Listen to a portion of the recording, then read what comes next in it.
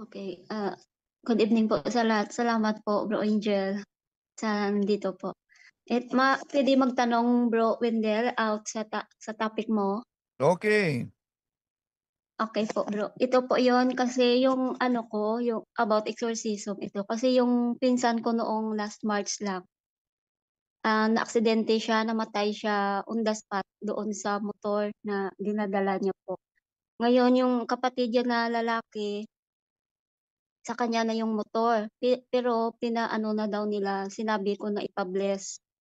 Pina-bless na daw nila yun sa exorcism priest po, Bro Wendell.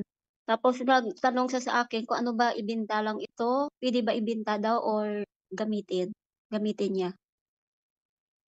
Well, una, nasa inyo ang desisyon. Puwede ba 'yang ibenta, puwede ba 'yang, ah, patuloy lang gamitin. Pero sa mga, ah, kapatid natin na, ah, bago magmaneho, meron talagang prayer kaugnay diyan. Ito sa aklat ni Father, isang exorcist, Father Joseph Mendoza. May napakagandang prayer na ito'y, babasahin ko bago ako mag-travel lalo na 'pag malayo ang biyahe ko.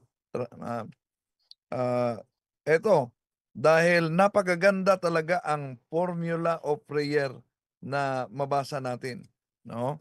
Na ang sasakyan at bawat isa ay pinoprotektahan sa mantle of, love and protection of the Blessed Virgin Mary at kinausap natin ang ating guardian angel na mag-una sa atin at, bantayan sa sinumang mga tao na biglang, tatawid o mga hayop na tatawid sa daan habang tayo'y,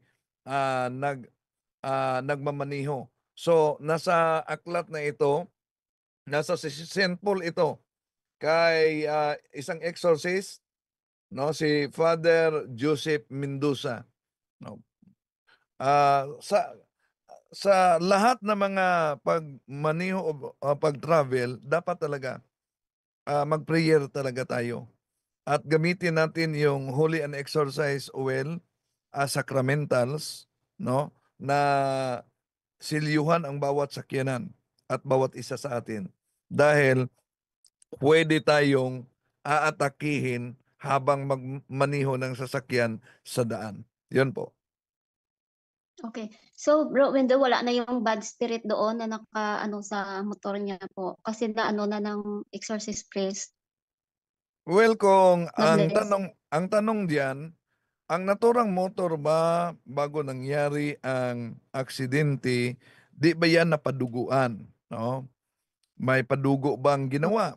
Dahil kung may padugong ginawa, bago siya iblis dapat i-break ang consecration sa naturang padugo. Pagkatapos ng breaking of the consecration, yun ang paliwanag ni, Bishop Marvin Masida na isang exorcist na ang suot niyang istula ay violet, i-break ang consecration sa, naturang motor, pagkatapos i-deliverance, violet. Pagkatapos ng breaking of the consecration and deliverance, papalitan na niya ang kanyang istula ng kulay puti. Yun na ang blessing sa naturang property. Yun po kapatid.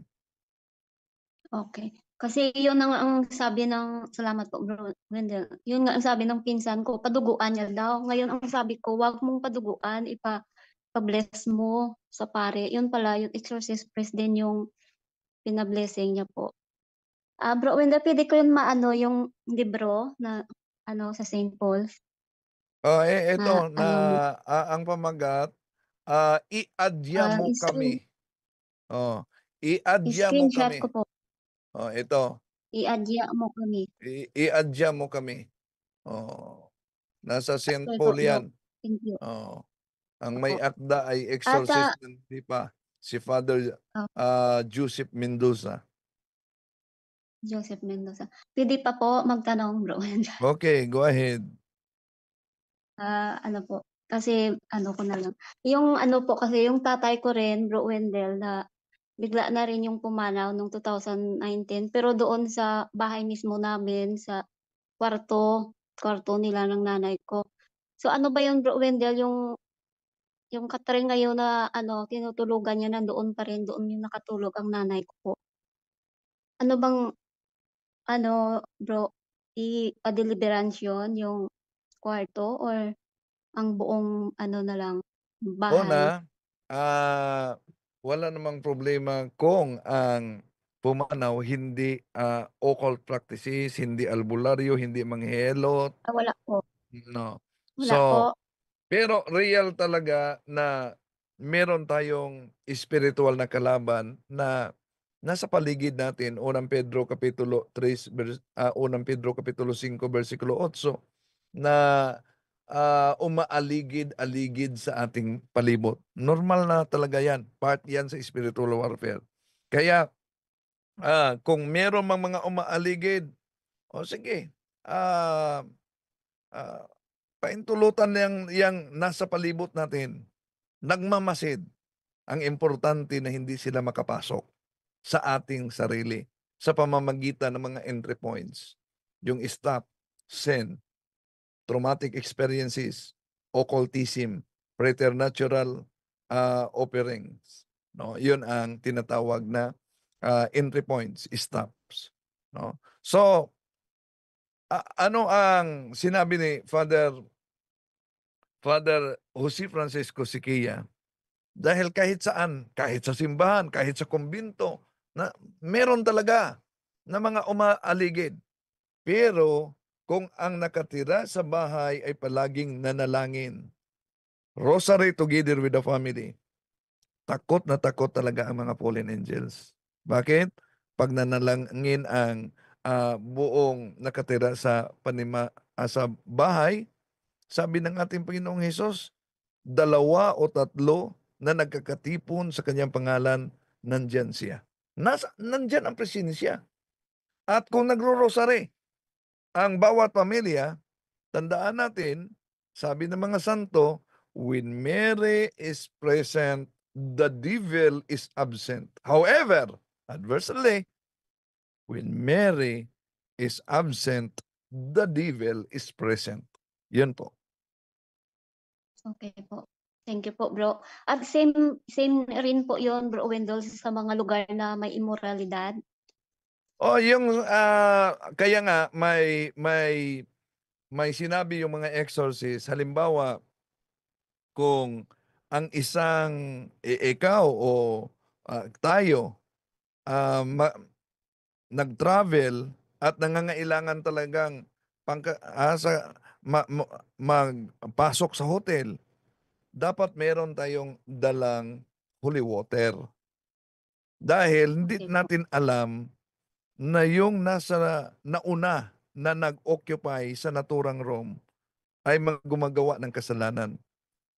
Ayon sa mga exorcist, 'pag may gumagawa ng kasalanan sa naturang area, napakabango yan ng mga fallen angels. Yung mga fallen angels, sasama sa mga gumagawa ng kasalanan, pag-alis nila, pero yung iba ay nananatili sa area. Kaya kailangan talaga natin ang pag-bless bago tayo matulog gamit ang holy water in the name of Jesus. May proper formula yan. In the name of Jesus, I command you evil spirits, whoever you are, depart right now from this room. Oh, and then, prayer for protection and cleansing prayer kailangan talaga. So, yun, kapatid.